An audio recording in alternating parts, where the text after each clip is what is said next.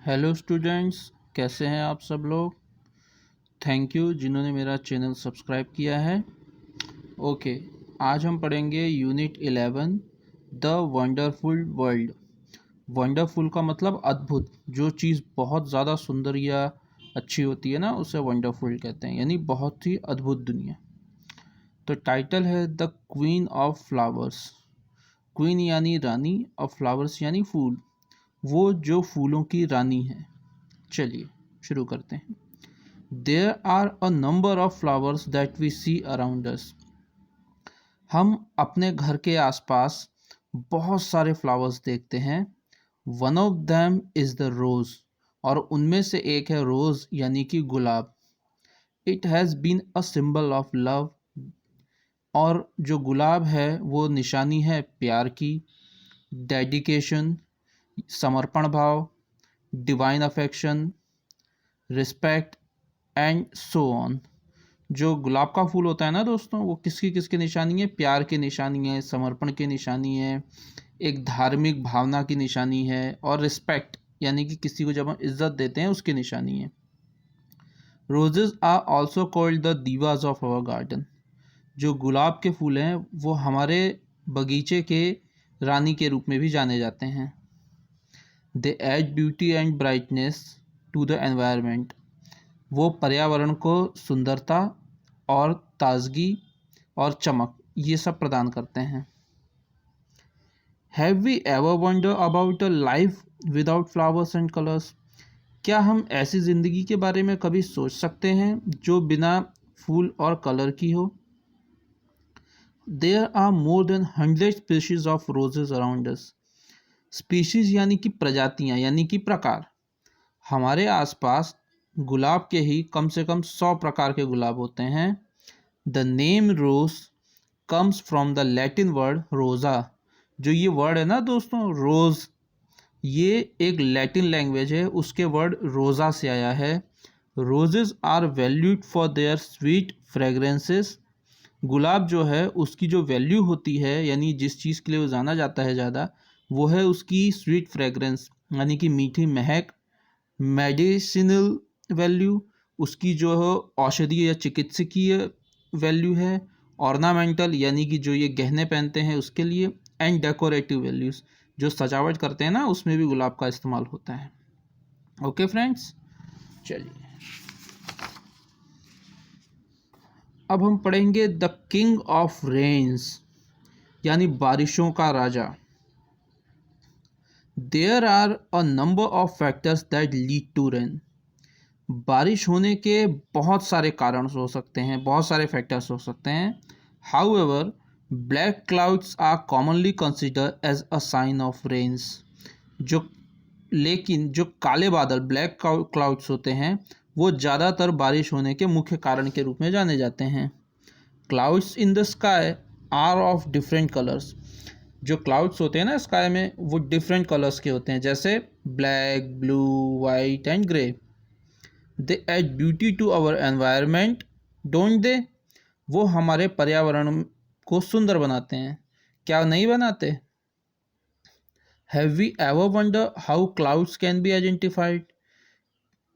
क्या हम ये जान सकते हैं या समझ सकते हैं कि जो क्लाउड्स होते हैं, बादल होते हैं, वो कैसे जाने जाते हैं? Let us read the following lines to know a few types of clouds. तो चलिए बादलों के प्रकार जानने के लिए हम नीचे की चीज़ों को पढ़ते हैं। जैसे कि cirrus clouds look like a curl of hair. जो साइरस क्लाउड्स होते हैं ना, वो दिखने में कैसे होते हैं? कर्ल ऑफ हेयर, यानी कि जो घुंघराले बाल होते हैं ना उसकी तरह होते हैं। फिर stratus clouds look like straight lines in the sky. जो स्ट्राटस क्लाउड्स होते हैं वो स्काई में सीधी लंबी लाइन की तरह दिखते हैं। The nimbus clouds are cloud of rains. और जो निम्बस क्लाउड्स होते हैं वो बारिशों के बादल होते हैं, उनसे ही बारिश आती है। Let us look at a picture of a nimbus cloud. यहाँ पे फ्रेंड्स हम ये जो पिक्चर देख रहे हैं ना, ये निम्बस क्लाउड्स की है, देखिए। Since nimbus clouds are dense with water. जैसे कि हम जानते हैं कि जो निम्बस क्लाउड्स होते हैं वो डेंस विथ वाटर यानी खूब पानियों से भरे हुए होते हैं। दे appear darker then other clouds. इसीलिए वो दूसरे बादलों से ज़्यादा घने और काले दिखते हैं। Nimbus clouds are found at low heights. आसमान में भी जो निम्बस क्लाउड्स होते हैं ना वो लो हाइट्स यानी कि नीचे की तरफ होते हैं। And they are typically spread uniformly across the sky, और वो आसमान में पूरी तरह से बिखरे हुए होते हैं। The nimbus clouds brings rain to us. जो निम्बस क्लाउड्स होते हैं वो हमें बारिश देते हैं। ओके ओके फ्रेंड्स, अब हम यहाँ पढ़ेंगे twinkle twinkle little star. Okay, we see the stars as tiny points of light in the sky. हम स्टार्स को इस तरह से देखते हैं जैसे कि आसमान में कोई छोटा सा बिंदु हो ना लाइट का, टाइनी पॉइंट, उसकी तरह देखते हैं। They may all look the same but they are not. वो सब दिखने में तो एक ही जैसे दिखते हैं पर वो एक्चुअली होते नहीं हैं। They range in size, colour, temperature, power and life span. इन सब की अलग अलग साइज़ होती है, कलर होते हैं, टेम्परेचर होता है, ताकत होती है, और लाइफ स्पेन यानी ज़िंदगी होती है अलग अलग। Stars are made of mostly hydrogen. जो स्टार्स होते हैं ना फ्रेंड वो ज़्यादातर हाइड्रोजन के बने होते हैं। हाइड्रोजन एक गैस होती है which is the most abundant element in the universe, जो हमारे ब्रह्मांड में सबसे ज़्यादा पाए जाने वाले तत्वों में से है। We all have learn the rhyme. हमने सबने बचपन में ये वाली राइम तो पढ़ी ही होगी, twinkle twinkle little star, have we ever wonder where the star light come from. हमने ये पोएम तो पढ़ ली है ट्विंकल ट्विंकल लिटिल स्टार, पर क्या हमने कभी भी ये सोचा है कि स्टार्स के पास लाइट्स आती कहाँ से है? Let us find it out. चलो हम इसे ढूंढते हैं। Stars get their lights from the sun. जो स्टार्स होते हैं ना फ्रेंड वो अपनी लाइट सन से पाते हैं या मिलती है। There are chemical reaction. ये एक तरह का रासायनिक प्रतिक्रिया होती है, एक रिएक्शन होता है that give light and shine to the star, जो कि स्टार्स को लाइट देता है और जिससे कि स्टार्स चमकते। Okay, have you ever looked up into the sky and wondered just how many stars there in space.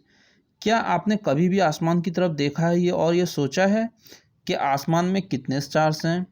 This question has fascinated scientist as well as philosopher, musician and dreamers throughout the as.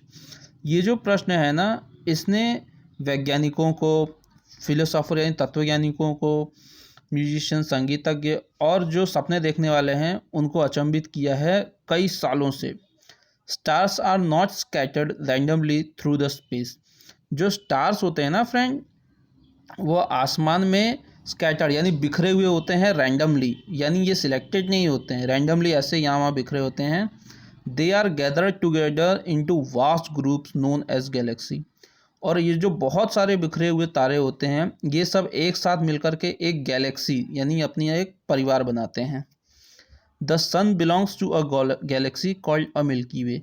और जो हमारा सन है वो जिस Galaxy से belong करता है यानी आता है उसको कहते हैं मिल्की वे।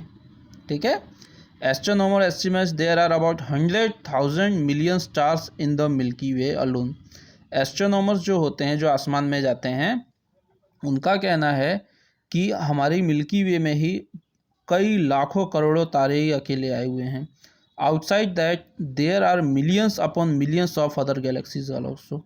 इस तरह से जैसे हमारी मिल्की वे गैलेक्सी है ऐसे करोड़ों और करोड़ों गैलेक्सीज हैं हमारे यूनिवर्स में।